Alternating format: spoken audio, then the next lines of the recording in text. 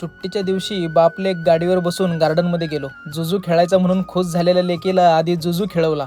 नंतर घसरगुंडी खेळल्यानंतर माझा पप्पा सगळ्यात फिट म्हणत लेकीने मला व्यायामाला मदत केली.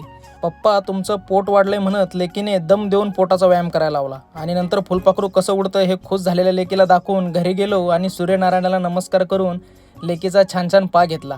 आज पाण्यात काकडी टाकून प्यायला घेतली तर लेक अगोदरच एवढं तोंड वासून बसली होती. मग पहिलं तिला पाजलं.